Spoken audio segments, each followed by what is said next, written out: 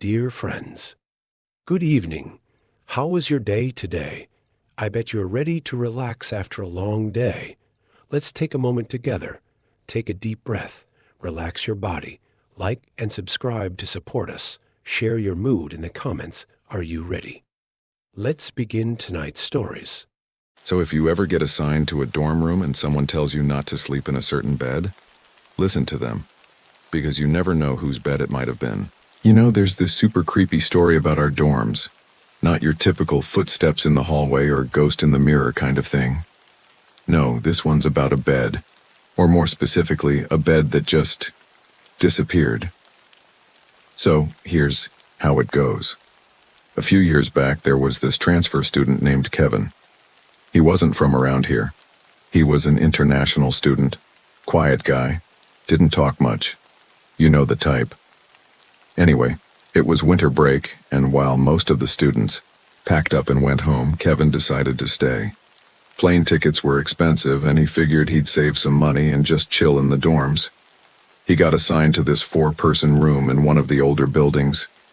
But since it was break, he had the whole place to himself. At first, he thought, it was awesome. No noisy roommates, no lines for the bathroom, just peace and quiet. Or so he thought. The weird stuff started pretty early. One night, Kevin was lying in bed about to fall asleep when he heard this sound. It was like someone dragging a chair across the floor. You know that screechy, scraping noise? Yeah, that. At first he thought, okay, maybe someone's still here, like in the room next door. But then he realized the sound wasn't coming from next door. It was coming from his room. He sat up, turned on the light, and looked around. Nothing. The chair was tucked neatly under the desk, exactly where it had been before. He shook it off, told himself it was just the wind or something, and went back to bed. But after that night, things started getting stranger. One morning, Kevin woke up and noticed something was off. At first, he couldn't put his finger on it, but then it hit him. One of the beds was gone. Like completely gone. The room was supposed to have 4 beds, right? 2 by the window, 2 by the door. But now, there were only 3. The bed closest to the door vanished. He stared at the empty space where the bed used to be, thinking, am I losing it? Did I imagine it was there? But no, he was sure. He'd seen it when he moved in. It was there. Freaked out, he went to the dorm manager and asked about it. But the manager just gave him this weird look and said, what are you talking about? That room's always had 3 beds. Kevin knew something was wrong, but what could he do? He couldn't exactly argue with the guy. So he went back to the room, trying to convince himself he'd made a mistake. But deep down, he knew he hadn't. And then one night it got worse. Kevin woke up in the middle of the night and there was someone else in the room. At first, he thought maybe one of his roommates had come back early, but no. This wasn't one of his roommates. It was a man, sitting on the bed by the window, his back turned to Kevin. He was hunched over, like he was looking at something in his hands. Kevin froze. His heart was pounding and he didn't know what to do. He wanted to call out, but before he could, the man stood up. Slowly. And then he turned around. Kevin said he'll never forget that face. Pale, almost gray, with sunken eyes and cracked lips. The man's mouth moved, but the words were barely a whisper. Where's my bed? He muttered. Where's my bed? Kevin didn't wait to find out what would happen next. He bolted out of the room, ran straight to the dorm manager's office, and told him everything. But the manager? He just shook his head and said, you're probably just tired. Go back to sleep. Kevin didn't go back to sleep. In fact, he didn't go back to that room at all. He packed his stuff and stayed with a friend until the break was over. But before he left, he started asking around, trying to figure out what the hell had happened in that room. Eventually, he found out the truth. A few years earlier, there had been another student in that same room. Another international student just like Kevin. His name was Ryan. Apparently Ryan had stayed in the dorms over winter break too, but one day he just disappeared. First, everyone thought he'd gone home early, but when the new semester started and he still hadn't shown up, they started looking for him. They found him under the bed, or more accurately, what was left of him. His body had been there for weeks, and by the time they found him, it was, well, let's just say it wasn't pretty. The bed frame and mattress were soaked through, and the smell. Yeah, you get the idea.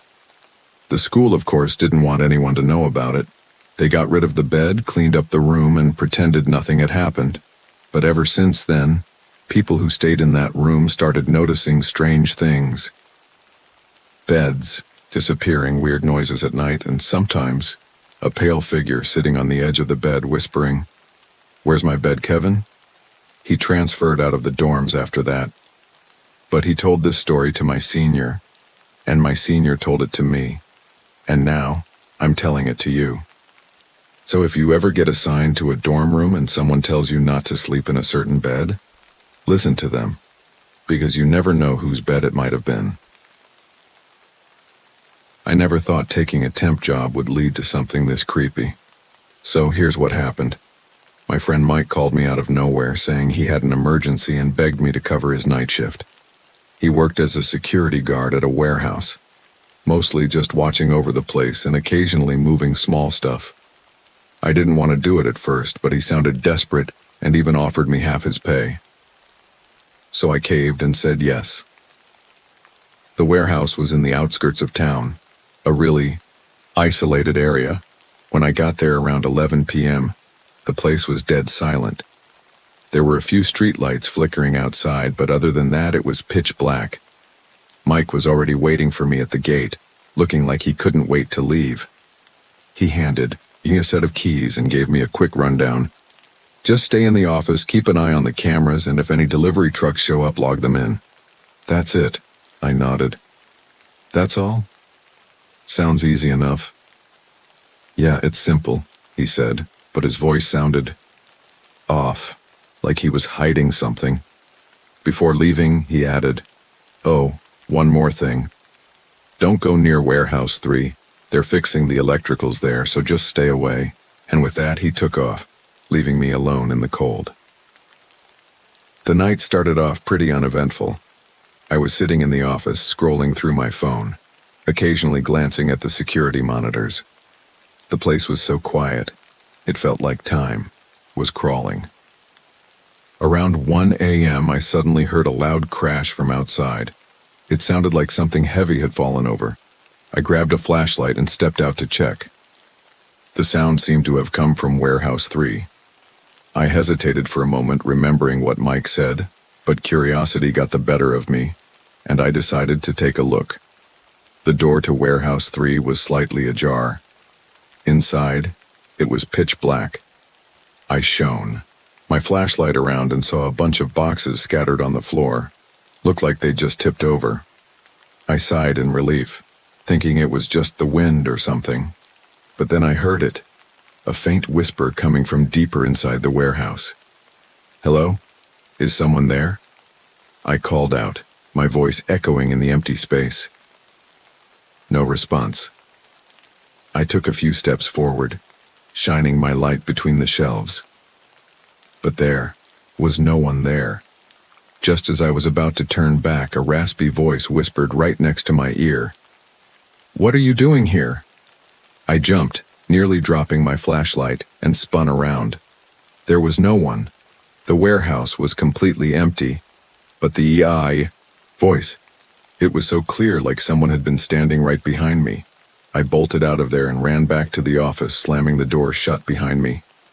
My heart was racing, and I was trying to convince myself I'd imagined it. But just as I started to calm down, there was a knock at the door. I froze. Who the hell would be knocking at this hour? I forced myself to speak. "Who is it?" No answer. Just more knocking, slow and deliberate. I grabbed my flashlight and peeked through the small window in the door, but there was no one there. The knocking stopped, and the silence that followed was somehow even worse. I sat back down, trying to shake it off, when my phone suddenly rang. It was Mike. "Hey," I answered, my voice shaky. Something weird's going on here, man. Someone knocked on the door, but no one's outside. Mike was quiet for a moment before he said, "Listen, I didn't want to tell you this, but something happened at Warehouse 3 a while back." "What do you mean, something?" "There was an accident," he said reluctantly. "A worker got crushed by a shelf while moving boxes. Ever since then, people say they hear things at night." My stomach dropped. "You're telling me this now?" Before he could say anything else, the call cut off. I looked at my phone. No signal. I stayed locked in the office for the next couple of hours, too scared to move. But around 4 a.m., things got even worse. The office lights started flickering, and then they went out completely. I was plunged into darkness with only my phone's flashlight for light. That's when I heard it. Footsteps. Slow, heavy footsteps, coming down the hallway, outside the office. They stopped right outside the door. I didn't even dare to breathe. My mind was racing. Should I hide? Should I run? Before I could decide, a voice came from the other side of the door. It was the same raspy whisper I'd heard in Warehouse 3. "Why don't you open the door?" I clamped my hand over my mouth, trying not to make a sound. The voice spoke again, louder this time. "Open the door." The doorknob started rattling like someone was trying to force it open. My heart was pounding so hard I thought it might explode. Then, just as suddenly as it started, everything stopped. The rattling, the voice, the footsteps, gone. I stayed, frozen in place until the first rays of sunlight started creeping through the window. As soon as it was light enough, I grabbed my stuff and got the hell out of there. I didn't even bother locking up. I never went back to that warehouse, and I stopped answering Mike's calls after that. To this day, I don't know what I heard, or almost saw that night. But sometimes I wonder, if I had opened that door, what would have been waiting for me on the other side? I work at a company in the city and often work overtime until very late. To get home, I can only take the last bus. Since I live in the suburbs, that bus is almost always empty, with only the driver and me on board. One day, as usual, I rushed to the bus stop and managed to catch the last bus. After getting on, I picked a seat by the window, put on my earphones, and started listening to music to pass the time. The bus swayed as it moved, and the streets outside became increasingly desolate. I didn't think much of it since this was a routine for me. As the bus continued, I started to feel something strange. I had the odd sensation that someone was watching me. Unable to shake the feeling, I turned around to look, but there was nothing, just the empty bus. I laughed at myself, thinking I was probably just too tired and imagining things. The bus suddenly jolted and I nearly fell out of my seat. My earphones slipped off, and the bus became eerily silent. As I bent down to pick them up, I felt a light tap on my shoulder. I froze, my heart racing. Turning around, I saw nothing. The bus was still empty, and the driver remained focused on the road, oblivious to anything unusual. I tried to calm myself down and returned to my seat. My hands gripped my bag tightly as I stared out the window, hoping the ride would end soon. A few minutes later, the bus stopped at the next station. The doors opened and a cold breeze swept in, but there was no one outside. The driver waited briefly before closing the doors and driving away. I glanced toward the seat near the door and saw a man sitting there. He was wearing an old jacket and had messy hair that obscured most of his face. His shoulders moved slightly as if he were chuckling, but he made no sound. My entire body froze. I didn't dare to move or even breathe loudly. Slowly, he raised his head, revealing a pair of hollow eyes. His lips curled into a twisted smile. He stared directly at me for a moment before speaking. I bolted out of my seat and ran to the driver, shouting for him to stop the bus. Alarmed, the driver pulled over to the side of the road. I stumbled off the bus, running as fast as I could all the way home without looking back. Since that night, I have never taken the last bus again.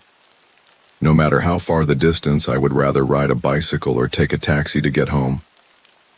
Later, I heard about an accident that happened on that bus route years ago. A man had fallen off the last bus while drunk and was hit by an oncoming vehicle. They say his spirit still lingers on the last bus, waiting for someone to join him.